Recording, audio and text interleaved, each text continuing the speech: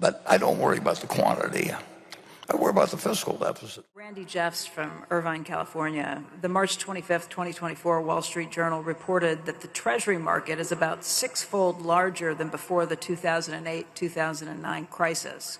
Do you think that at some point in time, the world market will no longer be able to absorb all of the U.S. debt being offered? Well, I would say the answer, of course, I don't know. But my best speculation is that debt will be acceptable for a very long time because there's not much alternative. But it won't be the quantity. The national debt was nothing to speak of for a long, long time. And it won't be the quantity. It'll be whether in any way inflation would get let loose in a way that really threatened the whole world economic situation, and there really isn't any alternative to the dollar as a reserve currency. And you get a lot of people who give you a lot of speeches on that, but that really is the answer. And Paul Volcker worried about that back in before 1980, but he had threats on his life, and I had a little contact with him at that time, and he was an amazing, amazing fellow that, in effect, decided that he had to act or the financial system would fall apart in some way that he couldn't predict. And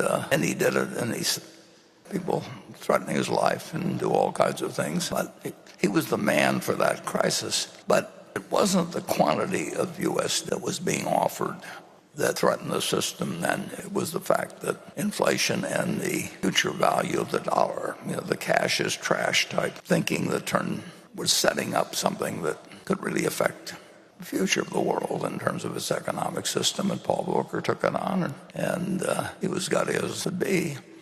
And if you haven't read a book or two about him, or the one he last wrote, you really ought to take a look at it. But I don't worry about the quantity.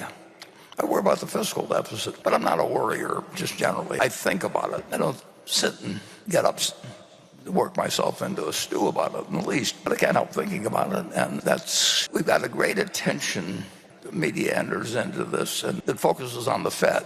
They just love it because things are always happening, and economists are always saying what's going to happen with the Fed and everything else. But the fiscal deficit is what should be focused on. And Jay Powell is not only a great human being, but he's a very, very wise man. But he doesn't control fiscal policy, and every now and then he sends out a disguised plea for, please pay attention to this, because that's where the trouble will be, if we have it. You're sitting on $168 billion of cash, which you told us today is now more than $182 billion.